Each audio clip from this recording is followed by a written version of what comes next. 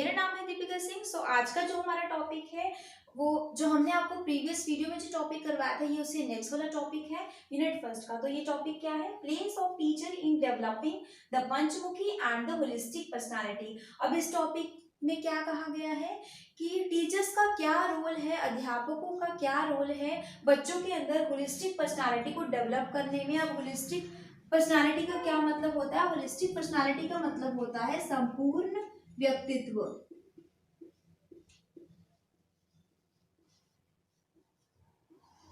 और पंचमुखी का मतलब होता है 5 वैल्यूज। तो टीचर्स का क्या रोल होता है बच्चों के अंदर होलिस्टिक पर्सनालिटी को डेवलप करने में? तो हम लोग कुछ 5 वैल्यूज बताएंगे आपको। पहली वैल्यू है physical, aesthetic, practical, moral, intellectual. So these are the 5 values that teachers put in the students. So पहले क्या है? फिजिकल। अब फिजिकल में क्या होता है कि फिजिकली जो है टीचर जो है बच्चों के अंदर कैसे डेवलप करता है उनको फिजिकली। वो कैसे करता है? जब स्कूल या कॉलेजेस में जब देखते हैं हम लोग, जब गेम्स का पीरियड होता है तो वहां पे बच्चे जो है खेलते हैं। जब वो कोई भी गेम खेलते हैं, क्रिकेट खेलते हैं, बास्केटबॉल खेलते हैं और भी बहुत सारी गेम्स अगर वो खेलते हैं, कुछ भी खेलते हैं, तो बच्चे फिजिकली क्या हो रहे हैं? बच्चे फिजिकली स्ट्रांग हो रहे हैं, फिजिकली वो फिट हो रहे हैं, फिजिकली ट्रेंड हो रहे हैं।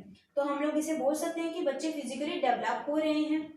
देन दूसरा हम लोग बात करेंगे एस्थेटिक के बारे में। तो एस्थेटिक की अगर हम लोग बात करें तो students learn music and painting. अब स्कूल्स में देखते हैं, कॉलेजेस में देखते हैं, म्यूजिक और पेंटिंग की अलग से क्लास लगती है। म्यूजिक का टीचर अलग से होता है, पेंटिंग का टीचर, आर्ट एंड क्राफ्ट का जो टीचर होता है वो अलग से होता है। तो वो जो टीचर्स होते हैं बच्चों को अपने अपने सब्जेक्ट की नॉलेज देते हैं। अब देन हम लोग बात करते हैं प्रैक्टिकल में अगर हम लोग बात करें तो वहाँ पे टेलरिंग। अब जैसे आजकल स्कूल्स में, कॉलेजेस में देखते हैं हम लोग, टेलरिंग भी अलग से एक सब्जेक्ट है। डोमेस्टिक एजुकेशन बच्चों को दी जाती है और क्लीनिंग के बारे में बताया जाता है। अब टेलरिंग में क्या है? जिन स्टूडेंट्स को इंटरेस्ट होता है उन बच्चों को टेलरिंग की नॉलेज दी जाती है। देन डोमेस्टिक एजुकेशन, घर के कामों की नॉलेज दी जाती है, बच्चों को बताया जाता है।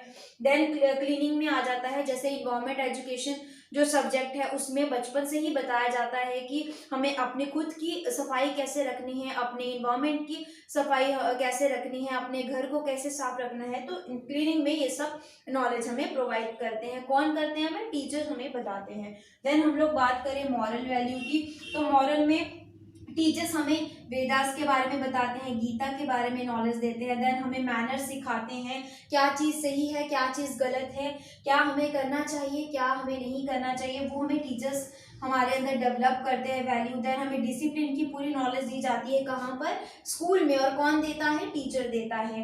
देन ये तो होगी बात मॉरल की। देन हम लोग बात करेंगे इंटेलेक्चुअल की। बच्चे दिमागी तौर पे इंटेलेक्चुअली बच्चों को कैसे मतलब डेवलप किया जाता है। अब बच्चों को इंटेलेक्चुअल में क्या होता है? बच्चों को सब्जेक्ट नॉलेज दी जाती है, बच्चों को थियोरिटिकल बच्चों को नॉलेज दी जाती है और प्रैक्टिकल बच्चों को नॉलेज दी जाती है सब्जेक्ट की। जैसे हम लोग मैथ्स की बात करें, साइंस की बात करें। अब साइंस में हम लोग केमिस्ट्री सब्जेक्ट ले लेते हैं। केमिस्ट्री सब्जेक्ट को लैब में किया जाता है। केमिकल्स रिएक्शन जो भी होते हैं वो सब हम लोग लैब में करते हैं, बच्चों को प्रैक्टिकली नॉलेज देते हैं। देन थ्योरी भी पढ़ते हैं हम लोग और बच्चों को थियोरिटिकल भी नॉलेज दी जाती है और बच्चों को प्रैक्टिकली भी नॉलेज दी जाती है। इंटेलेक्चुअली बच्चों को स्ट्रॉन्ग किया जाता है, बच्चों को एकदम डेवलप किया जाता है। तो ये जो सारे वैल्यूज हैं ये टीचर जो है बच्चों के अंदर डेवलप करता है।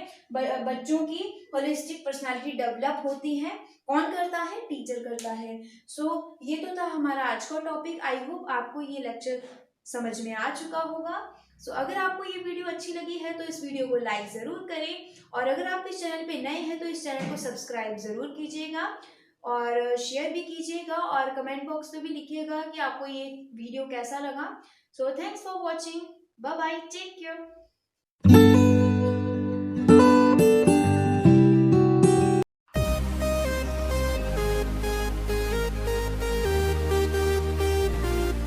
Hello friends, welcome to your channel. मेरा नाम है Deepika Singh. So you know very well कि हम लोगों ने बीएड की सीरीज स्टार्ट कर रखी है, जिसमें हम लोग सेमेस्टर फर्स्ट पढ़ा रहे हैं स्टार्टिंग से आपको, और जिसमें हमने कोर्स नंबर 101 स्टार्ट किया है सबसे पहले, जिसका नाम है एजुकेशन इन इंडियन पर्सपेक्टिव। अब इसका जो है हम लोगों ने यूनिट फर्स्ट स्टार्ट किया था, जिसका अब लास्ट टॉपिक रह गया है, और आज हमारा फाइनली यूनिट फर्स्ट जो है कंप्लीट हो जाएगा। तो इस टॉपिक को, इस यूनिट को अच्छे से समझने के लिए, जो इस यूनिट का लास्ट टॉपिक है उसे अच्छे से समझने के लिए आप इस वीडियो को स्किप मत कीजिएगा, इसे एंड तक जरूर देखिएगा अगर आप लास्ट टॉपिक अच्छे से समझना चाहते हैं। तो चलिए शुरू करते हैं हम आज का लेक्चर। तो सबसे पहले बात होगी कॉन्सेप्ट ऑफ गुरुकुल की। गुरुकुल क्या होता है ये हम आज इस वीडियो में जानेंगे। तो सबसे पहले तो हम आपको ये बता दें कि हम लोगों ने कुछ पॉइंट्स लिख रखे हैं गुरुकुल का मतलब जानने के लिए। तो सबसे पहला पॉइंट है during Vedic period, when a boy attained 7 years of age, he was sent to the house of the Guru, that is the Gurukul। अब इसमें क्या बोल रहे हैं कि पुरातन समय में वैदिक पीरियड में क्या होता था, जब बच्चा 7 साल का होता था उसे गुरु के घर में भेज दिया जाता था, और उसे क्या कहते थे, गुरुकुल। गुरु के घर को क्या कहते थे, गुरुकुल। और किन बच्चों को भेजा जाता था, जो बच्चे 7 साल के हो जाते थे उन्हें गुरुकुल में भेज दिया जाता था। तो ये तो था हमारा फर्स्ट पॉइंट। आई होप आपको फर्स्ट पॉइंट बहुत अच्छे से समझ में आ चुका होगा। अब बात करते हैं सेकंड पॉइंट की। इसमें क्या कह रहे हैं, he resided there till he attend the age of 25 years. अब इसमें क्या कह रहे हैं कि वहां पे जिस 7 साल के बच्चे को गुरुकुल में भेजा जाता था, वो बच्चा वहां पे गुरुकुल में कितने साल तक रहता था, 25 साल तक, 25 ईयर्स तक वो गुरु के साथ गुरुकुल में रहता था। अब ये तो था हमारा सेकंड पॉइंट। अब थर्ड पॉइंट की बात करते हैं। थर्ड पॉइंट में क्या है, गुरुकुल्स वर generally situated in the deep part of forest. अब इसका मतलब क्या है कि जो गुरुकुल्स होते थे वो कहाँ पे होते थे, वो बेसिकली होते कहाँ पे थे, वो डीप पार्ट ऑफ फॉरेस्ट में होते थे, यानी कि बहुत ही घने जंगलों में जो है। डीप का क्या मतलब होता है, डीप का मतलब होता है घने, ठीक है। घने जंगलों में वो जो गुरुकुल होते थे वो घने जंगलों में होते थे, ठीक है। ये हमारा थर्ड पार्ट है। अब देन फोर्थ पॉइंट है, Guru treated students like his own children and the students treat with his guru like their father। अब इसका मतलब है कि जो गुरु होते थे वो अपने शिष्यों के साथ कैसा व्यवहार करते थे, जैसे उनके खुद के बच्चे हैं। वो अपने बच्चों की तरह अपने शिष्यों के साथ ट्रीट करते थे, और जो शिष्य होते थे वो भी अपने गुरु के साथ अपने पिता की तरह उनके साथ व्यवहार रखते थे। बहुत अच्छा व्यवहार होता था। देन ये तो था हमारा फोर्थ पॉइंट। अब फिफ्थ पॉइंट है, they were expected to live a simple and disciplined life and help the guru in house hold. अब इसका मतलब क्या है कि जो शिष्य होते थे, जो स्टूडेंट्स होते थे, वो अपने गुरु का हर काम करते थे, उनके कपड़े धोते थे, उनके लिए खाना बनाते थे। कौन, जो शिष्य होते थे वो अपने गुरु के लिए मतलब सारे काम करते थे, अपने गुरु के सारे काम करते थे, और जो भी उन्हें गुरु कहते थे करने को वो सारे काम वो करते थे। चाहे वो मतलब चाहे वो अगर उनके कपड़े धोना है, वॉशिंग, या फिर लकड़ियां चुन के लाना, फिर खाना बनाना, ये सारे काम वो खुद करते थे। कौन करते थे, स्टूडेंट्स, और यही उनकी शिक्षा भी होती थी। तो ये सब काम कौन करता था, जो शिष्य होते थे वो करते थे अपने गुरु के लिए। अब ये तो था हमारा फिफ्थ पॉइंट।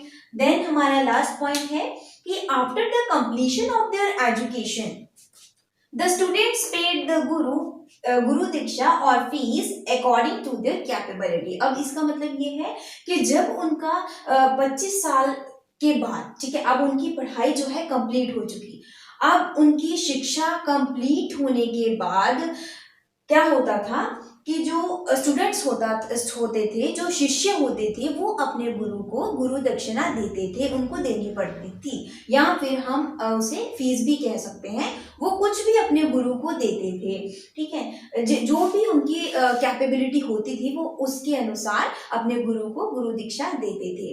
तो आई होप आपको ये हमारा लास्ट पॉइंट समझ में आया होगा। आई होप आपको गुरुकुल का कॉन्सेप्ट बहुत अच्छे से समझ में आ चुका होगा। तो ये तो था हमारा कॉन्सेप्ट ऑफ गुरुकुल। सो अब जो नेक्स्ट टॉपिक है वो है कॉन्सेप्ट ऑफ मदरसा। तो अब हम लोग पढ़ेंगे कि मदरसा क्या होता है।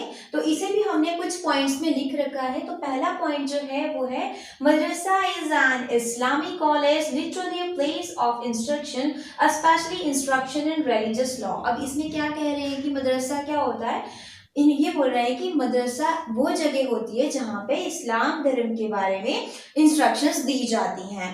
तो ये तो था हमारा फर्स्ट पॉइंट। अब सेकेंडली वो क्या कह रहे हैं, in modern usage the term usually applies to schools offering Islamic religious instruction at any level. अब इसमें क्या कह रहे हैं कि अगर हम लोग आज की बात करें, टुडे मॉडर्न इंडिया, ठीक है, अगर हम लोग आज की बात करें तो मदरसा में क्या होता है, मदरसा में सबसे पहले तो हम बात करें कि मदरसा में ऐसा नहीं होता कि वहाँ पे सिर्फ मुस्लिम ही बच्चे पढ़े। और अगर हम लोग आज देखें तो मदरसा में चाहे वो बच्चा किसी भी कम्युनिटी से बिलोंग कर रहा है, चाहे वो हिंदू है, सिख है, ईसाई है, तो हर टाइप का बच्चा यहाँ पर जो है वो एडमिशन ले सकता है, मदरसा में पढ़ सकता है। और मदरसा में इस्लामिक धर्म के बारे में जो शिक्षा दी जाती है, रिलीजियस एजुकेशन के साथ साथ वहाँ पे जो है हमें ऑल टाइप ऑफ एजुकेशन दी जाती है। कहाँ पे, मदरसा में। तो वहाँ पे हर कम्युनिटी का बच्चा पढ़ सकता है। और लेकिन सबसे ज्यादा जो मेन फोकस होता है उनका वो होता है इस्लामिक धर्म के बारे में, उन्हें इंस्ट्रक्शन देना, उन्हें एट एनी लेवल, उन्हें हर लेवल पे उनकी जो इस्लाम धर्म की है पूरी शिक्षा, पूरा सब कुछ बताया जाए कि इस्लाम धर्म है क्या, उसकी पूरी शिक्षा दी जाती है। कहाँ पे, मदरसा। मदरसा की यहाँ पे बात हो रही है। तो ये तो था हमारा सेकेंड पॉइंट। अब थर्ड पॉइंट है the madrasa can be considered as a building, as a legal entity and as an education institution. अब इन्होंने क्या बोला कि मदरसा क्या होता है, मदरसा एक इमारत होती है, ठीक है, एक बिल्डिंग है जहाँ पे बच्चों को एजुकेशन प्रोवाइड करवाई जाती है, बच्चे होते हैं, ठीक है, वहाँ पे वो एक एजुकेशन इंस्टीट्यूशन है। मदरसा क्या है, जहाँ पे बच्चों को शिक्षा दी जाती है और ये एक एजुकेशन इंस्टीट्यूशन है, लीगली तरीके से बनाया गया है और एक प्रॉपर एक इमारत है ये। तो आई होप आपको मदरसा का मतलब समझ में आ चुका होगा, मदरसा का कॉन्सेप्ट बहुत अच्छे से क्लियर हो चुका होगा। तो ये तो बात थी कॉन्सेप्ट ऑफ मदरसा। तो अब हमारा जो नेक्स्ट कॉन्सेप्ट है वो है कॉन्सेप्ट ऑफ मक्ताब। अब मक्ताब का क्या मतलब होता है ये हम अब आगे समझेंगे। तो इसे भी हमने पॉइंट्स में लिख रखा है। तो पहला पॉइंट है मक्ताब और मक्ताब खाना। अब मक्ताब जो है उसे हम लोग मक्ताब खाना भी बोलते हैं और इसे हम ऑल्सो कॉल्ड ऑल कोताब, इसे हम लोग ऑल कोताब भी बोलते हैं। ये एक अरबिक वर्ड है जिसका मतलब होता है एलिमेंट्री स्कूल्स। अब एलिमेंट्री का क्या मतलब होता है, एलिमेंट्री का मतलब होता है प्राथमिक, यानी कि जो शुरुआती जो शिक्षा होती है उसे हम लोग बोलते हैं प्राथमिक, यानी कि एलिमेंट्री। अब एलिमेंट्री स्कूल्स। आई होप आप लोग जो है फर्स्ट पॉइंट समझ चुके होंगे। अब सेकेंड पॉइंट में क्या कह रहे हैं, though it was primarily used for teaching children in reading, writing, grammar and Islamic subjects, other practical and theoretical subjects were also often taught। अब इसमें क्या कह रहे हैं कि यहाँ पे जो है प्राइमरी जो है बच्चों को, एलिमेंट्री जो है बच्चों को प्राथमिक शिक्षा दी जाती है यहाँ पे बच्चों को, और जिसमें कि बच्चों को रीडिंग करना सिखाया जाता है, बच्चों को लिखना सिखाया जाता है, बच्चों को ग्रामर सिखाई जाती है और बच्चों के जो सब्जेक्ट्स होते हैं वो होते हैं इस्लामिक सब्जेक्ट्स होते हैं बच्चों के, जिसमें इस्लाम धर्म की जो है पूरी बच्चों को शिक्षा दी जाती है। बच्चों को बेसिकली मतलब बेसिक से ही बच्चों को प्राथमिक एलिमेंट्री जो है एजुकेशन दी जाती है बच्चों को, मतलब बच्चों को थियोरेटिकल भी दी जाती है और बच्चों को प्रैक्टिकल भी जो है बच्चों को समझाया जाता है, बच्चों को पूरी शिक्षा दी जाती है। इसे हम लोग बोलते हैं क्या बोलते हैं इसे, मक्ताब। तो मक्ताब आप समझ चुके होंगे कि मक्ताब में किस तरह की शिक्षा दी जाती है। यहाँ पे इस्लामिक जो है सब्जेक्ट्स पढ़ाए जाते हैं, बच्चों को एलिमेंट्री एजुकेशन दी जाती है। तो आई होप आप इस्लामिक जो है आप लोग मक्ताब का मतलब समझ चुके होंगे। सो अब हमारा जो लास्ट टॉपिक है वो है missionary schools and residential schools. So missionary schools क्या होते हैं और रेजिडेंशियल स्कूल्स क्या होते हैं वो हम अब जानेंगे। तो सबसे पहले हम लोग बात कर लेते हैं मिशनरी स्कूल्स के बारे में। हमने कुछ पॉइंट्स लिख रखे हैं। सो पहले पॉइंट में क्या बोल रहे हैं कि मिशनरी स्कूल कैसे होते हैं। A missionary school is a religious school originally developed and run by Christian missionaries. अब इसमें क्या कह रहे हैं कि जो मिशनरी स्कूल्स होते हैं उसमें क्या होता है, उन स्कूल्स में धार्मिक शिक्षा जो है दी जाती है बच्चों को, और ये चलाए जाते हैं किनके द्वारा, क्रिश्चियंस के द्वारा। तो ये तो था हमारा फर्स्ट पॉइंट। और अब सेकंड पॉइंट में क्या बोल रहे हैं, the missionary school was commonly used in the colonial era for the purposes of westernization of local people। that means कि जो मिशनरी जो स्कूल होते हैं वो कॉमनली वो कहाँ किस एरिया में होते हैं, होते तो वो लोकल एरिया में है, कॉलोनियल एरिया में होते हैं वो। और उनका मेन जो उद्देश्य होता है, जो मेन पर्पस होता है उनका मिशनरी स्कूल्स का, वो ये होता है कि वो लोकल स्टूडेंट्स में, लोकल पीपल में वेस्टर्नाइजेशन डेवलप करें, वेस्टर्नाइजेशन लाएं। तो ये तो था हमारा सेकंड पॉइंट। अब थर्ड पॉइंट में क्या कह रहे हैं, these may be day schools. अब जो मिशनरी स्कूल्स होते हैं इन्हें हम दिन के स्कूल्स भी कहा जाता है, यानी कि ये स्कूल्स जो हैं दिन में ही ओपन रहते हैं, रात में ये स्कूल्स नहीं चलते। इनमें सिर्फ दिन में ही एजुकेशन प्रोवाइड करवाई जाती है बच्चों को। तो अब हम लोग, तो आई होप आपको मिशनरी स्कूल्स का मतलब समझ में आ चुका होगा कि व्हाट इज मिशनरी स्कूल्स। और अब हम लोग बात करते हैं रेजिडेंशियल स्कूल्स की। रेजिडेंशियल स्कूल्स कौन से स्कूल्स होते हैं, तो इन्हें भी हमने कुछ पॉइंट्स में लिख रखा है। सो पहला पॉइंट है the school in which all students stay for the whole year for education। अब रेजिडेंशियल स्कूल्स कौन से स्कूल होते हैं, रेजिडेंशियल स्कूल्स वो स्कूल होते हैं जिनमें हर बच्चे को पूरे साल शिक्षा दी जाती है। मतलब बच्चा जो है पूरे साल जो है बच्चा एजुकेशन लेता है। ये तो था हमारा फर्स्ट पॉइंट। अब सेकंड पॉइंट में कह रहे हैं boarding schools are also such schools. Boarding schools भी यही होते हैं। बोर्डिंग स्कूल्स, हम रेजिडेंशियल स्कूल को हम बोर्डिंग स्कूल भी कहते हैं। In which food and drink is all in the school. अब जिसमें कि बच्चों को फूड भी प्रोवाइड करवाया जाता है और खाने पीने की सारी व्यवस्था, बच्चों को सारी फैसिलिटीज प्रोवाइड करवाई जाती है बच्चों को पढ़ाई के साथ साथ। ये तो था हमारा सेकेंड पॉइंट। और थर्ड पॉइंट में क्या कह रहे हैं, there is also provision in some boarding schools that students stay in school all day and go to their home at night. अब इसका मतलब है कि जो, अब प्रोविजन का मतलब क्या होता है, प्रोविजन का मतलब होता है प्रावधान। हमने डिफिकल्ट वर्ड का मीनिंग पहले ही लिख रखा है ताकि आपका समय जो है वो वेस्ट ना हो, टाइम वेस्ट ना हो। अब जो है इन्होंने बोला है कि जो देयर इज ऑल्सो प्रोविजन, अब कुछ इन सम बोर्डिंग स्कूल्स, अब कुछ जो बोर्डिंग स्कूल्स में है यह प्रावधान है कि that students stay in school in all day.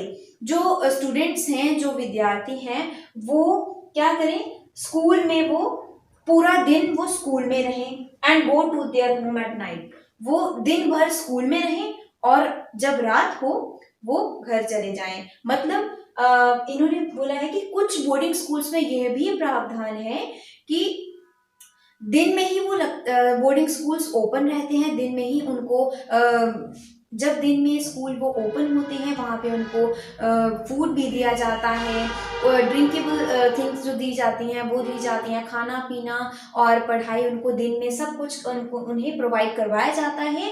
But उन्हें जो है एट नाइट उन्हें घर में भेज दिया जाता है। तो ये तो था हमारा मिशनरी स्कूल का मतलब, और रेजिडेंशियल स्कूल्स कौन से स्कूल होते हैं। आई होप आपको मिशनरी एंड रेजिडेंशियल स्कूल्स के बारे में बहुत अच्छे से समझ में आ चुका होगा। सो फ्रेंड्स, ये तो था हमारा आज का लेक्चर। तो आज हमने कोर्स नंबर 101 का यूनिट फर्स्ट कंप्लीट कर चुके हैं। तो आई होप आपको ये वीडियो, ये लेक्चर बहुत अच्छे से समझ में आ चुका होगा। और अगर आपको ये वीडियो अच्छा लगा है तो आप इस वीडियो को लाइक ज़रूर करें और अपने उन दोस्तों को ज़रूर शेयर कीजिएगा जो दोस्त आपके बीएड कर रहे हैं या करने वाले हैं। और अगर आप इस चैनल पे नए हैं तो इस चैनल को सब्सक्राइब ज़रूर कीजिएगा। So friends, thank you so much, bye bye, take care.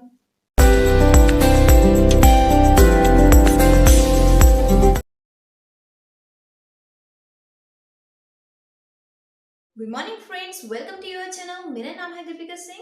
तो आज हम पढ़ेंगे यूनिट फर्स्ट का नेक्स्ट टॉपिक जो कि है इंडिजिनस नॉलेज। तो सबसे पहले हम लोग जानते हैं वर्ड इंडिजिनस का मतलब। इंडिजिनस क्या होता है? इंडिजिनस का मतलब होता है इंडिजिनस थिंग्स और people belong to the country in which they are found rather than being brought there or coming from another country.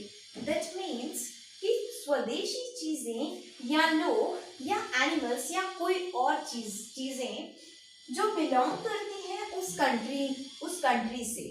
Country से संबंधित हैं जहां पे वो पाई जा रही है फिलहाल, बजाय इसके कि वो दूसरी कंट्री से लाई जा रही है या तो वो दूसरी कंट्री से इस कंट्री में खुद आई है, या तो वो लाई गई है या तो वो वहां पे आई है, तो उसे हम बोलते हैं इंडिजिनस।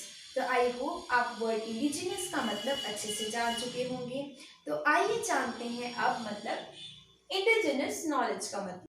सो अब हम लोग पढ़ेंगे इंडिजिनस नॉलेज के बारे में। सो फर्स्ट ऑफ ऑल आप लोग स्क्रीनशॉट ले लीजिए।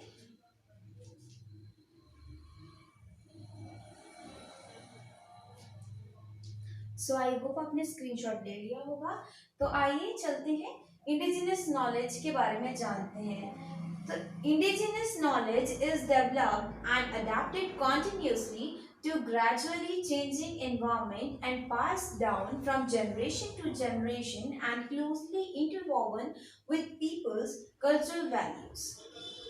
यानी कि स्वदेशी ज्ञान, अब आपको हमने बताया था कि नॉलेज का क्या मतलब होता है। नॉलेज का मतलब होता है ज्ञान, और इंडिजिनस का मतलब क्या होता है? इंडिजिनस का मतलब होता है स्वदेशी। स्वदेशी ज्ञान जब विकसित होता है वो कैसे होता है? धीरे धीरे बट लगातार। जब हम लोग इन्वायरमेंट चेंज करते हैं, जब हम लोग अपने इन्वायरमेंट चेंज करते हैं, जैसे हम लोग इंडिया में हैं और हम लोग यूएसए में पढ़ना चाहते हैं, तो वहाँ यहाँ से हमारा सीधा इन्वायरमेंट चेंज हुआ, तो यहाँ की जो नॉलेज थी वहाँ की नॉलेज थी, हम लोगों ने डिफरेंट प्लेसेस पे और डिफरेंट नॉलेज गेन किया। तो हम लोग कह सकते हैं जब ऐसी सिचुएशन होती है तो हम उसे बोलते हैं इंडिजिनस नॉलेज। जब वहाँ हम गए तो वहाँ के जो जब हम उन स्टूडेंट्स के साथ हम लोगों ने स्टडी किया तो उनकी जो नॉलेज थी वो हम में आई, और हमने हमने नॉलेज चाइल्डहुड से हमारे अंदर थी वो हमने उनको पास आउट की। जैसे कि मतलब इसे हम कहेंगे कि जनरेशन टू जनरेशन जो है हमारी नॉलेज जो है पास आउट हुई। अब जैसे हम कह सकते हैं हमने अपनी जो है हमने उन लोगों के हमने कल्चरल वैल्यूज को, सांस्कृतिक मूल्यों को हमने मतलब क्लोजली इंटरवोवन किया, एक साथ हमने उनको जाना, कल्चरल वैल्यूज को। तो हम लोग बोल सकते हैं इसे हम लोग कहेंगे इंडिजिनस। अब हम लोग यूनिट फर्स्ट का नेक्स्ट टॉपिक की बात करेंगे जो कि है different Indian schools of knowledge. So there are 6 major schools of orthodox, यानी कि आस्तिक। ऑर्थोडॉक्स का मतलब होता है आस्तिक, जो भगवान पर विश्वास करते हैं उन्हें हम आस्तिक बोलते हैं। तो अब 6 मेजर स्कूल्स कौन कौन से थे? पहला था न्याय, विशेष, Sankhya, Yoga, Mimamsa and Vedanta. So these are the 6 major schools of Indian philosophy. So इन स्कूल्स को बहुत अच्छे से इलेबोरेशन किया हुआ है हमने प्रीवियस वीडियो में, तो लिंक डिस्क्रिप्शन में आपको मिल जाएगा, तो आप वहाँ देख लीजिएगा इन स्कूल्स के बारे। So now I am talking about there are 5 major schools of heterodox, यानी कि नास्तिक। हेटेरोडॉक्स किसे बोलते हैं हम लोग? हेटेरोडॉक्स होता है नास्तिक स्कूल्स जो होते हैं जिन्हें भगवान पर विश्वास नहीं होता, बिलीव नहीं होता, उन्हें हम बोलते हैं नास्तिक। तो इनके जो थे, इनके 5 मेजर स्कूल्स थे। कौन कौन से थे? पहला है Jain, then Buddhist, then Ajivika, then Ajnana, then Charvaka. So these are the 5 major schools of heterodox of Indian philosophy. So friends, I hope you like this video. If you like this video, do like, subscribe and share. So thank you for watching this video. Bye bye. Take care.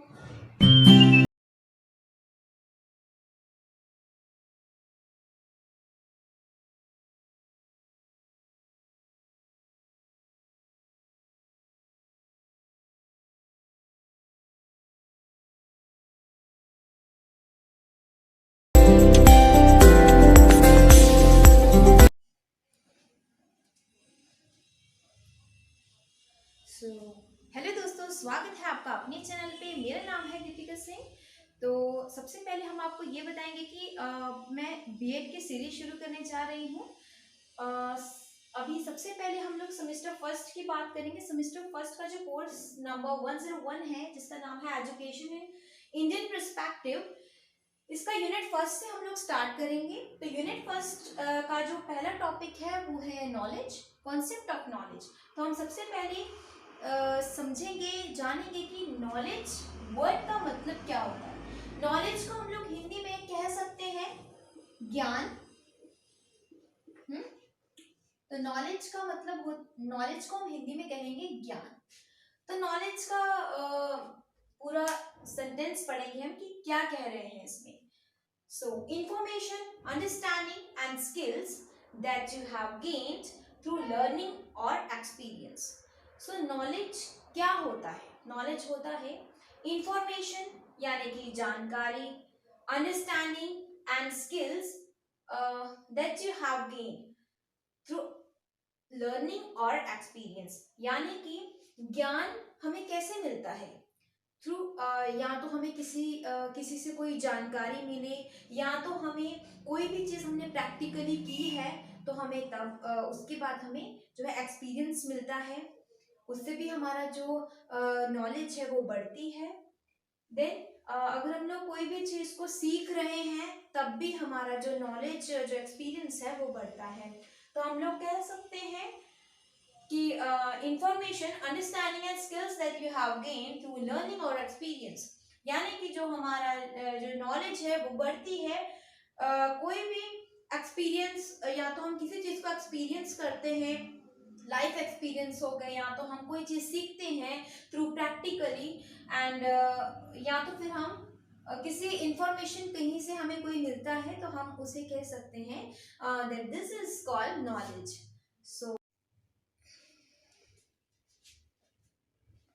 So now I'm talking about sources of knowledge. So sources of knowledge, so there are so many sources of knowledge, but I have done only 6 sources. So first of all, you can screenshot these sources.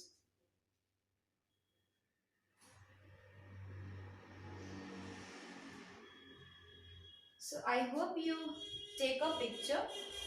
So अब हम लोग बात करेंगे sources, यानी कि तरीके, ज्ञान को प्राप्त करने के कुछ तरीके। तो हमने तो कुछ लिखे हैं, वैसे तो बहुत सारे सोर्सेज होते हैं नॉलेज को। तो सबसे पहले सोर्स की बात करेंगे लाइफ एक्सपीरियंस। तो लाइफ एक्सपीरियंस को हिंदी में बोलते हैं जिंदगी का अनुभव। तो हमें अपनी लाइफ में बहुत सारे एक्सपीरियंस मिलते हैं जब हम लोग बच्चे होते हैं, हमारी चाइल्डहुड एज से लेकर हम लोग जब अडल्ट होते हैं तब तक हम लोग अपनी जिंदगी में डे बाय डे हम लोग कुछ ना कुछ एक्सपीरियंस लेते हैं और ज्ञान लेते हैं, और उससे हमें क्या मिलता है? नॉलेज मिलता है। तो हमारी लाइफ में एक्सपीरियंस यानी कि चाहे वो स्टडी को लेकर हो, या चाहे हमारी लाइफ को लेकर हो, पर्सनली हो, फैमिली हो, सोसाइटी हो, या बहुत सारे तरीके होते हैं लाइफ एक्सपीरियंस जो हमारी जिंदगी से जुड़े होते हैं। तो ये तो था life experience, the first source of knowledge. Then come to the next source, that is tradition. So tradition को हम हिंदी में क्या कहेंगे? परंपरा। सो ट्रेडिशन क्या होता है? परंपरा। सो अब जो दूसरा सोर्स है नॉलेज का, वो क्या है? ट्रेडिशन। ट्रेडिशन यानी कि जो हमारी पुरानी प्रथाएं चल रही थी और जो अब चल रही हैं, तब से अब तक का जो सफर है, जो टाइम है, हम लोगों ने क्या वहां पे एक्सपीरियंस किया, क्या नॉलेज लिया उससे, तो हम लोग बोलेंगे तो this is also the main source of knowledge. So then come to the next source, that is information. So information is I think the best source of knowledge. So हम इंफॉर्मेशन से हमें कैसे नॉलेज मिलता है, हम लोग कह सकते हैं कि हम लोग जब हमें इंफॉर्मेशन कहीं से मिलता है, हमें कहीं से कोई जानकारी मिलती है, जैसे कि हम स्टूडेंट को लेकर बोलते हैं, जैसे हम लोग जब क्लास में जाते हैं तो there are so many students जो न्यूज़ देखते हैं, और वो दूसरे जो बच्चा नहीं देखता है उसे बोलते हैं हाँ मैंने आज न्यूज़ में ये देखा या वो देखा, तो उसे वो नॉलेज थी, उसने पास आउट की किसे, नेक्स्ट स्टूडेंट को। तो मतलब हमें कहीं से इंफॉर्मेशन मिला, तो जो हमें इंफॉर्मेशन मिला उससे हमें कुछ ज्ञान मिला, तो that is also the source of knowledge, information. So then come to the next source, that is theoretical or practical understanding of knowledge of a subject. Sorry, theoretical और practical understanding of a subject, यानी कि जब हम लोग school में पढ़ते हैं, okay, then हम लोगों को theoretical यानी कि थ्योरी वाली जो theoretical नॉलेज जो हमें सब्जेक्ट की है वो तो मिलती है, जब हमें प्रैक्टिकल उसकी अंडरस्टैंडिंग होती है, प्रैक्टिकली जब हम उस चीज को समझते हैं उस पर्टिकुलर सब्जेक्ट को, तो हम लोग उसे कह सकते हैं, जब हम लोग जैसे कि लगा लो सब्जेक्ट आप केमिस्ट्री, जब आप लोग केमिस्ट्री सब्जेक्ट पढ़ते हैं, ठीक है, जब आप केमिस्ट्री सब्जेक्ट पढ़ते हैं उसमें कुछ रिएक्शंस होते हैं, H2O plus O2, nitrogen, oxygen, okay.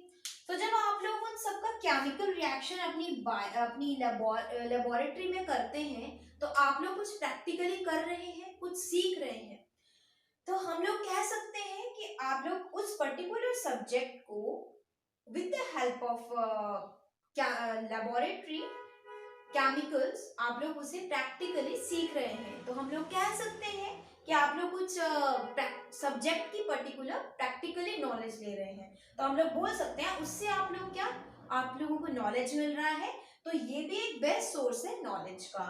Then come to the next source, that is school learning. अब आती है स्कूल लर्निंग की टर्न। अब स्कूल से हम लोग क्या सीखते हैं, यानी कि स्कूल से जब हम लोग सीखते हैं तो बहुत सारी चीजें सीखते हैं। स्कूल्स में बहुत सारे कॉम्पिटिशन्स होते हैं, एनुअल फंक्शंस होते हैं जिसमें हम लोग dance, debate and skating and बहुत सारी चीजें सीखते हैं, गेम्स होते हैं, तो स्कूल से हम लोग बहुत सारी चीजें सीखते हैं। सबसे बेस्ट जो सोर्स होता है नॉलेज का बचपन से लेके, बचपन चाइल्डहुड से, वो सबसे बेस्ट सोर्स होता है स्कूल लर्निंग। और स्कूल से तो हम लोग बहुत चीजें सीखते हैं, आर्ट एंड क्राफ्ट भी सब्जेक्ट होता है, गेम्स जब हम लोग सीखते हैं उसमें भी हम लोग कुछ सीख रहे हैं, तो आजकल तो वैसे भी बहुत सारे सब्जेक्ट्स अब आ चुके हैं, तो हम लोग बच्चे सीख रहे हैं कहाँ से, स्कूल से। तो स्कूल जो है बहुत ज्यादा महत्वपूर्ण है लर्निंग के लिए, मतलब यानी कि कुछ नॉलेज को गेन करने के लिए, कुछ सीखने के लिए। अब हम लोग नेक्स्ट बात करते हैं, क्लास हम लोग बात करेंगे सोसाइटी। तो society plays a very important role, not या very, the society plays a very important role to gain a knowledge। तो सोसाइटी से हमें कैसे नॉलेज मिलती है, हम लोग कह सकते हैं कि सोसाइटी, जब एक सोसाइटी बनती है, ठीक है, तो दैट डजंट मीन कि एक अगर एक हिंदू घर है, ठीक है, तो वहां पे मुस्लिम नहीं रह सकता या सिख नहीं रह सकता या क्रिश्चियन नहीं रह सकता। तो जो एक सोसाइटी होती है ना, तो वो नंबर ऑफ पीपल, वो हम लोग ये नहीं कह सकते कि उस सोसाइटी में, पर्टिकुलर सोसाइटी में वहां पे मुस्लिम भी होता है, सिख भी होता है, क्रिश्चियन भी होता है और हिंदू भी होता है उस पर्टिकुलर सोसाइटी में, तो हम लोग ये कह सकते हैं। तो जब वो सोसाइटी बन गई, ओके, उस सोसाइटी में नंबर ऑफ पीपल होते हैं, मुस्लिम्स होते हैं, उनके अलग से कस्टम्स होते हैं, अलग उनका ट्रेडिशन होता है, कल्चर होता है, सिख्स का अलग से होता है, क्रिश्चियन का अलग से और हिंदू का अलग से। तो जो उस सोसाइटी के जो लोग हैं वो आपस में एक दूसरे से बहुत कुछ सीखते हैं, अंडरस्टैंडिंग। तो जो सीखना होता है, अंडरस्टैंडिंग यानी कि लर्निंग, तो वो कहाँ से आया, हमें सोसाइटी से आया। फर्स्ट ऑफ ऑल हमें स्कूल जब हम लोग स्कूल जाते हैं, जब हमें समझ आने लगती है, तो हमें सोसाइटी सबसे पहले नंबर वन में होता है, सोसाइटी आफ्टर स्कूल। तो सोसाइटी से भी हम लोग काफी कुछ सीखते हैं। अब एक बच्चा है एक सोसाइटी से, जैसे कि हिंदू बच्चा है, तो वो एक मुस्लिम बच्चे के साथ, बच्चों में इस तरीके का भेदभाव नहीं होता है, तो बच्चे एक दूसरे के साथ खेलेंगे, मुस्लिम के साथ भी सिख, उनके काफी सारे फ्रेंड्स बन जाते हैं, नंबर ऑफ फ्रेंड्स। तो जब वो उन फ्रेंड्स में जब वो ग्रुप डिस्कशन करते हैं, बातचीत करते हैं, खेलते हैं, तो बहुत कुछ सीखते हैं। तो हम लोग कह सकते हैं society is also the main source of knowledge. So आज की जो हमारी वीडियो थी वो थी concept of knowledge and the sources of knowledge. तो ये जो दो टॉपिक थे हम लोगों ने कवर किए। तो आई होप आपको हमारी ये वीडियो अच्छी लगी होगी। तो अगर आपको हमारी ये वीडियो अच्छी लगी है और आपको ऐसे ही बीएड के सीरीज अगर चाहिए, तो आप कमेंट बॉक्स पे नीचे कमेंट ज़रूर करिए और शेयर भी कीजिए, ताकि जो बच्चे बीएड कर रहे हैं तो उन्हें अभी स्टार्टिंग से ही उनको एकदम इस चैनल के बारे में पता चले, और वो स्टार्टिंग में ही डे बाय डे वो अपनी जो भी अपना जो सीरीज है उसे कंप्लीट करें। सो आई होप आपको हमारी ये वीडियो अच्छी लगे, तो आप इस वीडियो को शेयर भी कीजिए, लाइक भी कीजिए, और अगर आप सब्सक्राइब नहीं किया है हमारे चैनल को तो आप सब्सक्राइब भी कीजिए। So thank you so much, bye bye, take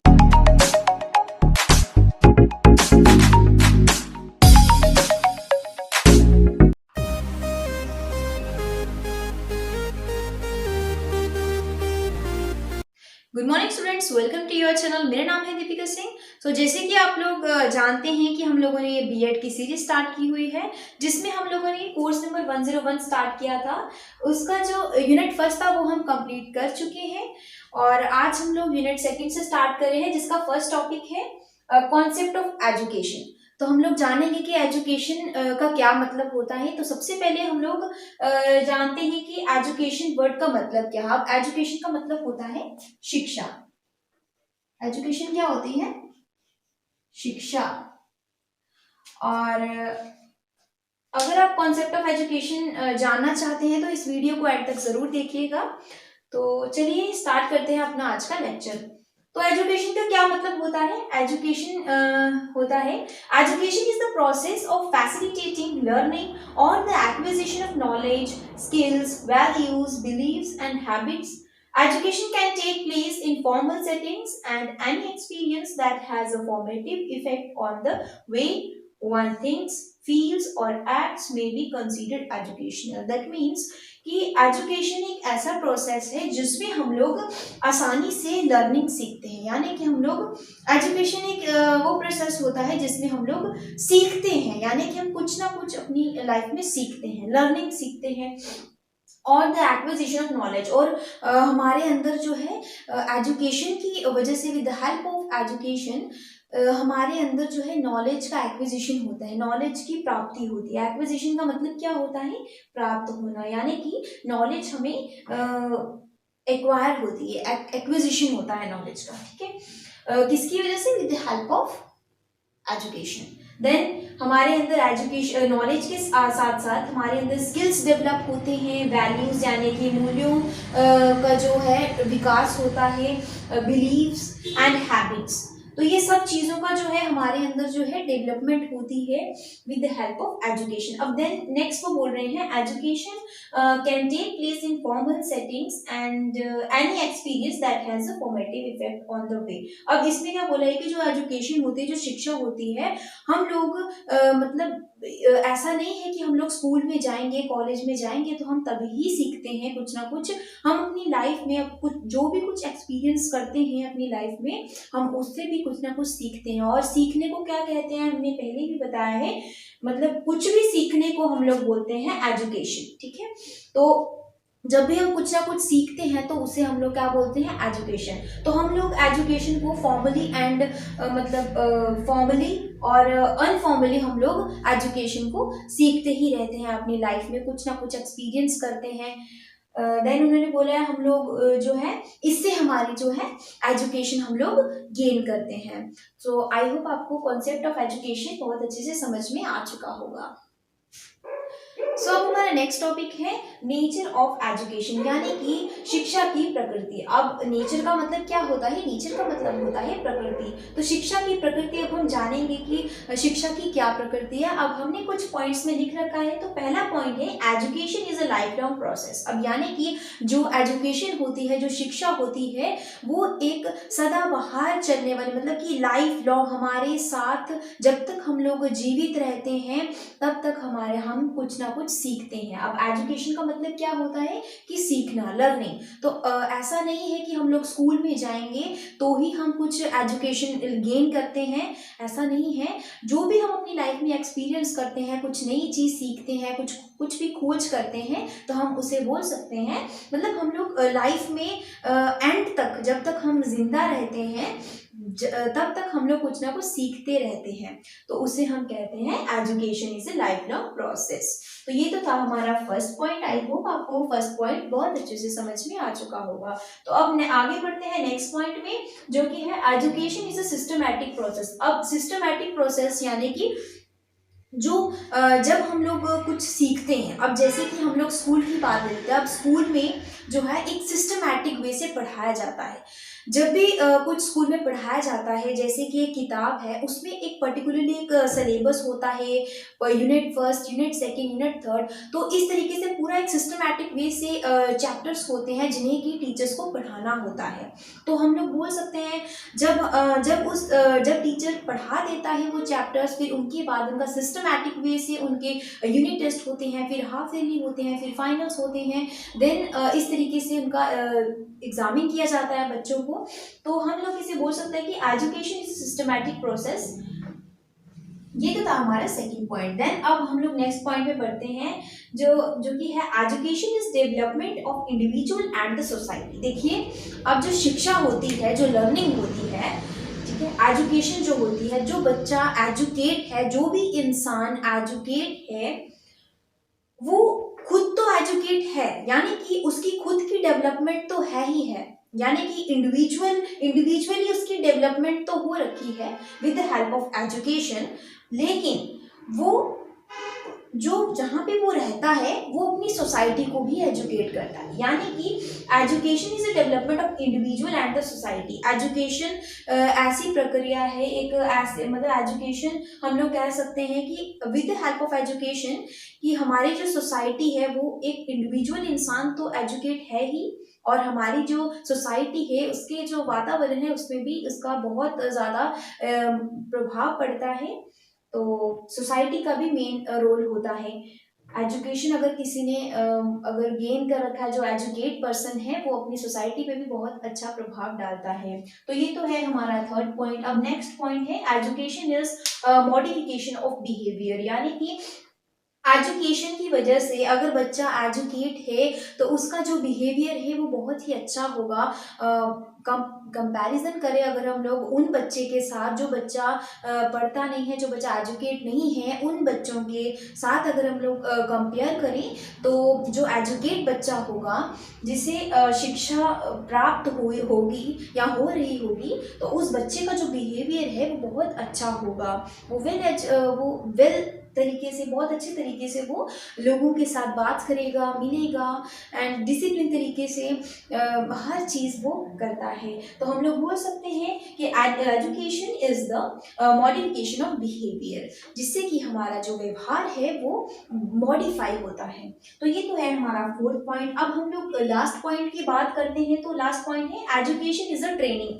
अब जो एजुकेशन होती है, जो हम लोग शिक्षा प्राप्त करते हैं, ये एक ट्रेनिंग होती है। अब जैसे कि आप लोग देख सकते हैं, जब बच्चा छोटा होता है, जब वो स्कूल में नहीं जाता है, अगर हम लोग उस बच्चे को जब हम लोग स्कूल में डालते हैं, जब उसको प्रॉपर जो है शिक्षा उसको दिलवाई जाती है, जब उसको स्कूल में एडमिशन होता है, तो अगर हम लोग कंपेयर करें उस बच्चे को, उस 1-2 साल के बच्चे को उस 3-4 साल के बच्चे के साथ, तो उसमें थोड़ा सा मॉडिफाई होता है बिहेवियर। क्यों होता है? क्योंकि उसे प्रॉपर जो है तरीके से बेसिक लेवल से उसे ट्रेन किया जाता है, उसे समझाया जाता है कि what is bad and what is उसे उसके लिए क्या चीज़ गुड है और कुछ क्या चीज़ उसके लिए बैड है।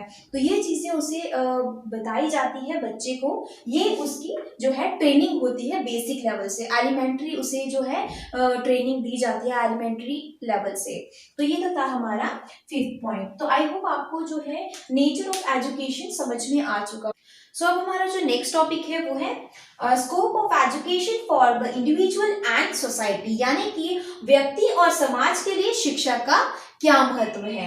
तो अब हमें इन्हें कुछ पॉइंट्स में लिख रखा है। जो पहला पॉइंट है वो है मॉडिफाइंग बिहेवियर। मॉडिफाइंग बिहेवियर का मतलब होता है व्यवहार में परिवर्तन। अब जब हम लोगों को जब शिक्षा मिलती है, जब कोई बच्चा जिसे पहले एजुकेशन नहीं थी, बट एजुकेशन जो गेन करने के बाद जो है उसका जो बिहेवियर है वो मॉडिफाई होता है, तो हम लोग कह सकते हैं कि मॉडिफाई बिहेवियर। तो ये तो है हमारा फर्स्ट पॉइंट। और अब सेकंड पॉइंट है ऑल राउंड डेवलपमेंट, यानी कि सर्वपक्षीय विकास। अब जब एजुकेशन जब एक एजुकेट जो इंसान होता है, इंडिविजुअल होता है, तो उसका जो है ऑल राउंड डेवलपमेंट होती है। क्योंकि जब हम लोग स्कूल में अगर हम लोग बात करें तो स्कूल में ऑल टाइप की एजुकेशन हमें प्रोवाइड करवाई जाती है, चाहे वो आर्ट एंड क्राफ्ट हो, म्यूजिक हो, डांस हो, कोई भी हर टाइप की हमें जो है हमारी डेवलपमेंट होती है। तो हम लोग कह सकते हैं ऑल राउंड डेवलपमेंट जो है, यानी कि सर्वपक्षीय विकास जो है हमारा होता है। तो ये तो है हमारा सेकंड पॉइंट। अब थर्ड पॉइंट कह रहे हैं प्रिपेयरिंग फॉर द फ्यूचर। अब हमें शिक्षा के लिए जब हम लोग तैयार किया जाता है तो हमें भविष्य के लिए तैयार किया जाता है, यानी कि जब हमें शिक्षा जो है प्रोवाइड करवाई जाती है उससे हम लोगों के लिए क्या भविष्य के लिए हमें बहुत ही ज़्यादा बेनिफिट होता है, हमें भविष्य के लिए तैयार करवाया जाता है। इसीलिए हम लोग कह सकते हैं प्रिपेयरिंग फॉर द फ्यूचर, कि हमें भविष्य के लिए जो है वो तैयार करते हैं एक बच्चे को।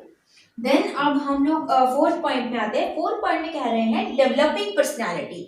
अब जिस बच्चे को एजुकेशन है, जो बच्चा एजुकेट है, उसका जो है व्यक्तित्व का विकास तो होता है, उसकी जो पर्सनालिटी है वो ऑलरेडी डेवलप होगी अगर वो बच्चा एजुकेट है। वो अगर इंडिविजुअल एजुकेट है तो उसकी जो पर्सनालिटी है, उसका जो व्यक्तित्व है, उसका विकास होता है। तो हम लोग कह सकते हैं डेवलपिंग पर्सनालिटी। तो ये तो है हमारा फोर्थ पॉइंट। तो ये तो है हमारा scope of education for the individual and society. I hope आपको ये टॉपिक बहुत अच्छे से समझ में आया होगा। सो ये तो था हमारा यूनिट सेकंड का first topic. So I hope आपको फर्स्ट टॉपिक अच्छे से समझ में आ चुका होगा। तो अगर आपको ये वीडियो, ये लेक्चर अच्छा लगा है तो इस वीडियो को लाइक कीजिए, शेयर कीजिए अपने उन फ्रेंड्स में जो फ्रेंड्स बीएड कर रहे हैं, एंड कमेंट कीजिए कमेंट सेक्शन में कि आपको ये वीडियो कैसी लगी, और सब्सक्राइब कीजिए अगर आप इस चैनल पे नए हैं तो। So thank you so much friends, bye bye, take care, मिलते हैं अपनी नेक्स्ट वीडियो में।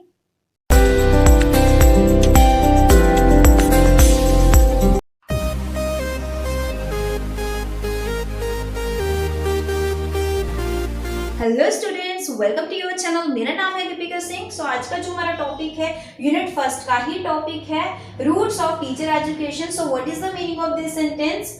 सो सबसे पहले तो हम लोग ये जानेंगे कि टीचर एजुकेशन का क्या मतलब होता है। टीचर का मतलब होता है अध्यापक, एंड एजुकेशन का मतलब होता है शिक्षा। सो टीचर एजुकेशन का मतलब होता है अध्यापकीय शिक्षा। सो यहाँ पे बात हो रही है रूट्स ऑफ टीचर एजुकेशन, यानी कि रूट्स यानी कि अगर हम लोग यहाँ पे बात कर रहे हैं टीचर एजुकेशन का, तो अध्यापकीय शिक्षा की जो जड़ है, जो रूट है, वो कहाँ से आया, तो उसके बारे में यहाँ पे बात हो रही है। तो सबसे पहले तो हम आपको ये बताएंगे कि यहाँ पे हमने डिफिकल्ट वर्ड्स पहले ही लिख रखे हैं ताकि आपका जो टाइम है वो वेस्ट ना हो। और अगर इस वीडियो में अगर आप रूट्स ऑफ टीचर एजुकेशन को बहुत अच्छे से समझना चाहते हैं तो इस वीडियो को स्किप मत कीजिएगा, इसे एंड तक जरूर देखिएगा इस टॉपिक को अच्छे से समझने के लिए। तो चलिए शुरू करते हैं और स्टार्ट करते हैं हम लोग फर्स्ट पार्ट से, जो कि है एंशिएंट एंड मेडिवल पीरियड। तो एंशिएंट एंड मेडिवल पीरियड का क्या मतलब होता है। एंशिएंट का मतलब होता है पुरातन, यानी कि जब भी हम किसी पुराने समय की बात करते हैं तो वहां पे हम लोग लगाते हैं एंशिएंट, एंड मेडिवल पीरियड यानी कि मध्यकालीन समय। तो जब हम लोग एंशिएंट एंड मेडिवल पीरियड की बात करें तो यानी कि पुरातन और मध्यकालीन समय की बात हो रही है यहाँ पे। तो ये समय कब से लेकर कब तक था? 2500 BC टू 500 BC तक का समय था ये। और अब कुछ लोगों के, कुछ स्टूडेंट्स के माइंड में ये स्ट्राइक हो रहा होगा कि BC का फुल फॉर्म क्या है, what is the full form of BC। सो कुछ स्टूडेंट्स को पता होगा, और जिन्हें BC का फुल फॉर्म पता है वो कमेंट बॉक्स पे जरूर लिखें, और जिन बच्चों को नहीं पता है तो वो बच्चे अच्छे से सुने ध्यान से कि BC का फुल फॉर्म क्या है, बिफोर क्राइस्ट। यानी कि जो क्रिश्चियंस हैं, उनके जो लॉर्ड हैं जीसस क्राइस्ट, उनके जन्म के यहाँ पे जन्म के पहले का जो समय है वहां पे उसकी बात हो रही है। ये कौन सा समय था? 2500 BC टू 500 BC। ये जीसस क्राइस्ट के जन्म के पहले का समय है, इसीलिए यहाँ पे BC लगाते हैं, यानी कि बिफोर क्राइस्ट। अब इस समय में क्या था, टीचर एजुकेशन कैसी थी यहाँ पे, तो इस समय यहाँ पे हम लोग ये सब जानेंगे। तो there is no evidence of formal teacher education. अब यहाँ पे क्या था कि एकदम पर्टिकुलर एक फॉर्मली तरीका नहीं था टीचर एजुकेशन का।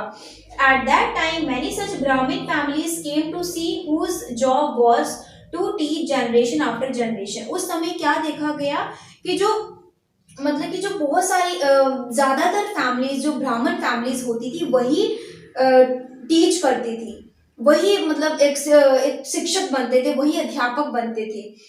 तो वहां पे कहते हैं, और जनरेशन टू जनरेशन, यानी कि पीढ़ी दर पीढ़ी ब्राह्मण या फिर उनकी जो ब्राह्मण फैमिलीज होती है वही शिक्षा देती थी, अदर कम्युनिटी का पर्सन नहीं देता था। Then still no formal way of teaching came to be seen. अब स्टिल उन्होंने क्या किया, कोई भी फॉर्मली तरीका नहीं देखा गया इस समय में एंशिएंट एंड मेडिवल पीरियड में भी कोई भी फॉर्मल तरीका जो है टीचिंग का नहीं देखा गया। At that time there was a close relationship between the teacher and the student, and the student had complete confidence in his teacher। अब उस समय क्या था, जो विद्यार्थी और जो अध्यापक होते थे, जो टीचर एंड स्टूडेंट्स होते थे, उनका जो रिलेशनशिप होता था, उनका बहुत अच्छा रिलेशनशिप होता था। और जो विद्यार्थी, जो स्टूडेंट होते थे, उन्हें अपने टीचर पे पूरा एक विश्वास होता था, जो भी वो बोलते थे उन पे एकदम पूरा विश्वास रखते थे। कौन? स्टूडेंट्स। अब हम लोग बात करेंगे बुद्धिस्ट पीरियड की, जो कि 500 BC से लेकर 1200 AD तक का समय है। सो अब जिन बच्चों को AD की फुल फॉर्म आती है वो जल्दी से कमेंट बॉक्स पे लिखिए what is the full form of AD, और जिन्हें नहीं आती है वो इस वीडियो को देखते रहिए। सो AD का फुल फॉर्म क्या होता है? Anno domini. What is the full form of AD? Anno domini. अब AD कहाँ से आया? ये समय वो था जब जीसस क्राइस्ट का जन्म हो चुका था, उनके जन्म के बाद की बात यहाँ पे इस समय में की गई है। यानी कि 500 टू 1200 BC में 1200 AD में जीसस क्राइस्ट का जन्म हो चुका था। और जब बात हो जीसस क्राइस्ट के जन्म के पहले की, तो वहां पे आता है बिफोर क्राइस्ट BC, और जब उनके जन्म के बाद की बात हो तो वहां पे आता है AD। तो ये जो बुद्धिस्ट पीरियड था, ये जो बौद्धिक जो काल था, ये 500 BC से लेकर 1200 AD तक का समय काल था। अब इस समय काल में जो अध्यापक की शिक्षा थी वो कैसी थी, वो हम इस वीडियो में, इस सेंटेंस में हम लोग जानेंगे। यहाँ बुद्धिस्ट पीरियड में हम लोग जानेंगे कि इसमें अध्यापक की शिक्षा कैसी थी। अब कैसी थी? The Brahman society no longer had a monopoly on the profession of education. यानी कि मोनोपोली यानी कि अधिकार। अब जो है ब्राह्मण जो सोसाइटी होती थी, ठीक है, अब उनका जो है जो अधिकार था, टीच करने का, एकदम ये नहीं है कि एकदम बिल्कुल ही खत्म हो गया, ऐसा कुछ नहीं है। इस समय में बुद्धिस्ट पीरियड में जो केवल ब्राह्मण ही पढ़ाएंगे, ये जो सिस्टम था ये खत्म हो चुका था। तो वहां पे क्या था, उनका जो प्रोफेशन था टीच करने का, वो खत्म, उनका जो अधिकार था वो खत्म कर दिया गया। अब इस काल में क्या हुआ कि कोई भी कम्युनिटी का जो पर्सन है वो शिक्षा दे सकता है। अब हम लोग आगे देखते हैं कि यहाँ पे क्या कह रहे हैं।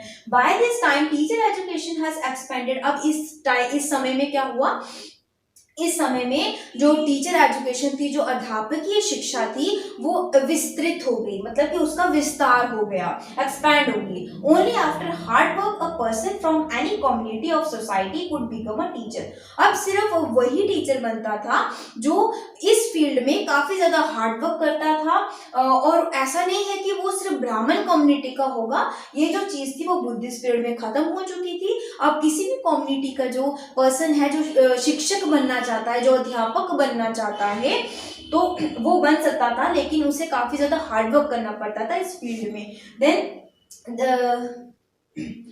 That's why teacher education was formally started in this period। इसीलिए जो अध्यापकीय शिक्षा थी, जो टीचर एजुकेशन थी, वो फॉर्मली तरीके से इस पीरियड में स्टार्ट हो चुकी थी। और teachers began to be train to spread Buddhism. अब जब टीचर्स जब बनते थे तो वो क्या करते थे, जब वो ट्रेंड होते थे, वो सबसे पहले उनका ये काम होता था कि उन्हें बुद्धिज्म को कैसे स्प्रेड करना है, तो वो सबसे पहले वही करते थे।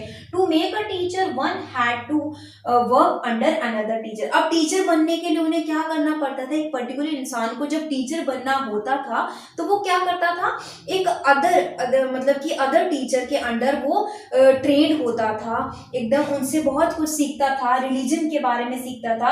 अब हम आगे बढ़ते हैं। Proper practice of religion were imparted in the teachers training. अब जब वो एक पर्टिकुलर पर्सन है, उसे जब टीचर बनना है, जब वो एक अनदर टीचर के अंडर जब वो कोई काम सीख रहा है, ट्रेन हो रहा है, टीचर बन रहा है, उस टीचर बनने की मतलब एक ट्रेनिंग ले रहा है, तो वो क्या करता था, उसे पूरी प्रैक्टिस करवाई जाती थी किस बारे में, टीचर बनने की, और उसे पूरी रिलीजन की पूरी नॉलेज उसके अंदर डाली जाती थी, उसको पूरा सब कुछ ट्रेन किया जाता था एक वेल टीचर बनने के लिए। When the inspection was fully satisfied, the person was given a certificate to become a teacher। अब जब जो इंस्ट्रक्टर होता था, जब वो उनका टेस्ट लेता था उस पर्टिकुलर पर्सन का जो कि टीचर बनना चाहता है, जब वो फुली ट्रेंड हो जाता था, उसके बाद उसका एक एग्जाम होता था उनसे, मतलब एग्जाम यानी कि रिटन टेस्ट नहीं, ओरली उनसे क्वेश्चंस कुछ पूछे जाते थे। तो जब वो उन क्वेश्चंस का जो आंसर वो अच्छे से सही से दे देता था, और जो इंस्ट्रक्टर जो है फुली सेटिस्फाई हो जाता था, तभी उस पर्टिकुलर पर्सन को एक सर्टिफिकेट दिया जाता था कि भाई आप टीचर बनने के काबिल हैं, ठीक है। तो तभी वो टीचर बनता था, उसे प्रॉपर एक सर्टिफिकेट दिया जाता था एक टेस्ट क्लियर आउट करने के बाद। अब देन हम लोग बात करेंगे नेक्स्ट पीरियड की, जो कि था मुस्लिम पीरियड। मुस्लिम पीरियड क्या था, 1200 AD टू 1700 AD की बात कर रहे हैं हम लोग।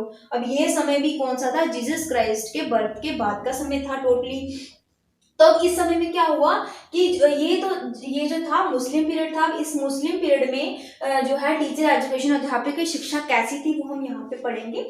There was no formal method of teacher training. अब इस पीरियड में भी क्या था कि कोई भी फॉर्मल तरीका नहीं था टीचर्स को टीचर ट्रेनिंग का, मतलब टीचर को ट्रेन करने का कोई फॉर्मल तरीका नहीं था। In this period educational institutions were called madrasas. अब इस पीरियड में क्या था कि जो एजुकेशनल इंस्टीट्यूशंस होते थे, ठीक है, यानी कि जो भी स्कूल, मतलब मुस्लिम पीरियड में जो एजुकेशनल इंस्टीट्यूशंस होते थे जहाँ पे बच्चों को शिक्षा दी जाती थी, उसको हम क्या बोलते थे, मदरसा।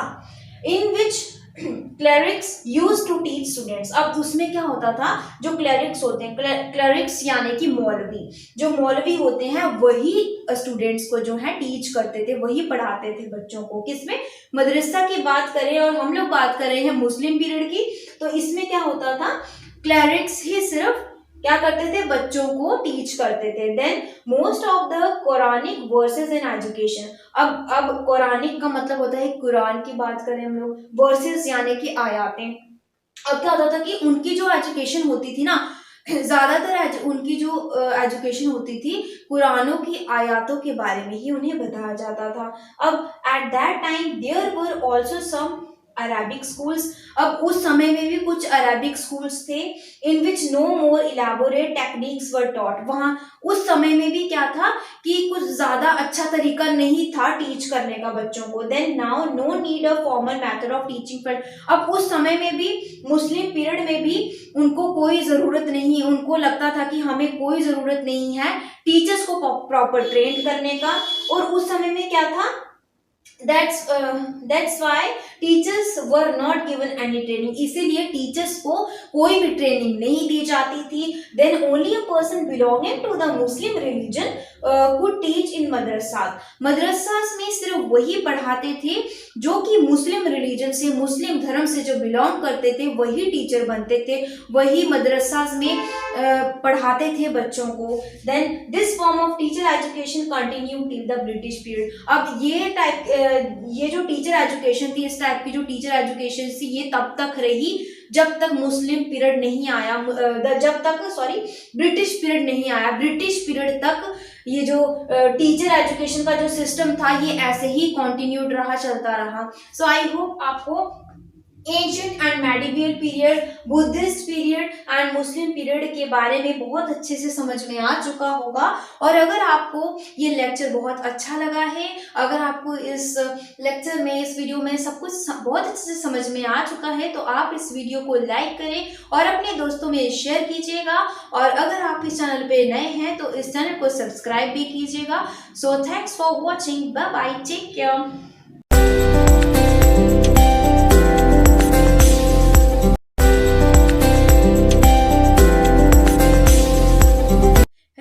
स्वागत है आपका अपने चैनल पे। मेरा नाम है दीपिका सिंह।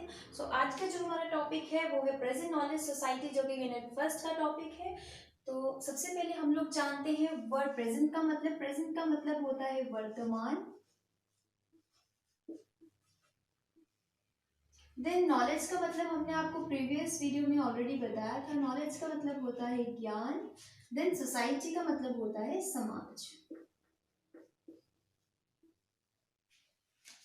तो अब हम लोग with the help of definition जानेंगे कि प्रेजेंट नॉलेज सोसाइटी का क्या मतलब होता है। Present knowledge society is based on the vast increase in data creation and information that results from the innovation of information technologies. That means कि अगर हम लोग पहले पुराने ज़माने की या कुछ टाइम पहले की बात करें तो एजुकेशन सिस्टम में इतनी डेवलपमेंट नहीं थी। अगर हम लोग प्रेजेंटली बात करें एजुकेशन सिस्टम की तो न्यू इन्वेंशंस हो चुकी हैं, टेक्नोलॉजीज आ चुकी है। टेक्नोलॉजीज की वजह से बहुत सारी हमें नॉलेज मिलती है, इंफॉर्मेशन मिलती है। पुराने समय में ऐसा कुछ नहीं होता था। स्कूल्स में बहुत सिंपल तरीके से एजुकेशन प्रोवाइड करवाई जाती थी बच्चों को। और अगर हम लोग आज की बात करें तो स्मार्ट क्लासेस जो है स्कूल में बहुत ज़्यादा इम्पॉर्टेंट रोल प्ले कर रही हैं। With the help of smart classes बच्चे बहुत कुछ सीख रहे हैं और बहुत जल्दी सीख रहे हैं और बहुत इजीली से उनको जो भी करवाया जाता है स्मार्ट क्लासेस में वो बहुत अच्छे से समझ लेते हैं, समझ सकते हैं। सो हम लोग प्रेजेंट नॉलेज सोसाइटी का मतलब होता है कि जो प्रेजेंटली जो हमारी जो नॉलेज है वो किस तरीके से इम्प्रूव हुई है पुराने ज़माने से लेकर के कुछ टाइम पहले की अगर हम लोग बात करें तब से और अब तक कितनी इम्प्रूवमेंट हुई है हमारी एजुकेशन सिस्टम में, टेक्नोलॉजी में कितनी इम्प्रूवमेंट हुई है। अगर हम लोग आज की बात करें, प्रेजेंटली बात करें तो बहुत सारी टेक्नोलॉजीज, न्यू इनोवेशंस आ चुकी हैं। Mobile phones, internet, computer, then television, then बहुत सारी चीज़ें ऐसी आ चुकी हैं जो हमें बहुत ज़्यादा नॉलेज, बहुत ज़्यादा इंफॉर्मेशन प्रोवाइड करवाती हैं। तो हम लोग इसे कह सकते हैं this is called present knowledge society. So अब नेक्स्ट टॉपिक है वैदिक नॉलेज सोसाइटी। तो वैदिक नॉलेज सोसाइटी का क्या मतलब होता है। अब सबसे पहले हम लोग जान लेते हैं कि वैदिक का मतलब क्या होता है। वैदिक का मतलब होता है प्राचीन। कोई भी हम लोग पुरानी चीज के बारे में बात करें तो वैदिक टाइम पीरियड की बात करेंगे। वैदिक टाइम पीरियड में नॉलेज सिस्टम कैसा था, एजुकेशन सिस्टम कैसा था, तो आइए जानते हैं। वैदिक education is the education of Vedas. तो सबसे पहले हम आपको ये बता दें कि जो वैदिक एजुकेशन सिस्टम था वो कैसा था, वेदास पे डिपेंड करता था। मतलब कि वैदिक एजुकेशन सिस्टम में वेदास की पूरी नॉलेज दी जाती थी गुरु शिष्य को, पूरी वेदों की, लाइक ऋग्वेदा, यजुर्वेदा, इन सब वेदास के बारे में जो है गुरु शिष्य को नॉलेज प्रोवाइड करवाते थे। अब देन ड्यूरिंग द वैदिक period education was world in knowledge education. अब वैदिक पीरियड में क्या होता था, जो एजुकेशन जो गुरु शिष्य को प्रोवाइड करवाते थे वो एजुकेशन करवाते थे, हर एक चीज़ की नॉलेज उनको देते थे, इन्वायरमेंटली उनको पूरी नॉलेज प्रोवाइड करवाते थे, उनको खुले इन्वायरमेंट में ही पढ़ाया जाता था। जैसे हम लोग प्रेजेंटली बात करें स्कूल्स में, तो एक टोटली क्लासरूम होती है, उसके अंदर हम लोगों को एजुकेशन प्रोवाइड करवाई जाती थी। बट वैदिक पीरियड में ऐसा कुछ नहीं था। वैदिक टाइम पीरियड में मतलब खुले इन्वायरमेंट में ही बच्चों जो गुरु थे वो शिष्यों को एजुकेशन प्रोवाइड करवाते थे। उन वो ऐसा क्यों करते थे? क्योंकि खुले इन्वायरमेंट में बच्चों को बहुत अच्छे से समझ में भी आता है और बहुत अच्छे से बच्चे बहुत कुछ सीखते भी हैं। तो ये था। अब this worldly knowledge education deals with the social aspects of life with Vedic education aimed at proper and all-round development of humanity। अब वैदिक पीरियड में क्या होता था, जो गुरु होते थे वो शिष्यों को एजुकेशन के साथ साथ वेदास के बारे में जब वो नॉलेज देते थे, उनके साथ साथ वो और भी बहुत सारी एक्टिविटीज करवाते थे। तो ऑल राउंड उनको डेवलपमेंट पूरी होती थी बच्चों की। जो गुरु थे वो बच्चों की पूरी ऑल राउंड डेवलपमेंट करवाते थे, जिससे जो है बच्चा बहुत कुछ सीखता था। तो आज प्रेजेंटली अगर हम लोग बात करें तो बच्चे सीखते तो हैं, बट आज का जो सीखने का जो तरीका है बहुत ही डिफरेंट है वैदिक टाइम पीरियड से। तो ये तो था वैदिक नॉलेज सोसाइटी के बारे में। तो आई होप आपको प्रेजेंट नॉलेज सोसाइटी के बारे में और वैदिक नॉलेज सोसाइटी के बारे में बहुत अच्छे से समझ में आया होगा। अगर आपको ये लेक्चर बहुत ज़्यादा समझ में आया है या बहुत अच्छी वीडियो लगी है, तो आप इस वीडियो को लाइक ज़रूर करें। कमेंट बॉक्स पे लिखें कि आपको ये वीडियो कैसी लगी। सब्सक्राइब करें। Thank you so much for watching this video.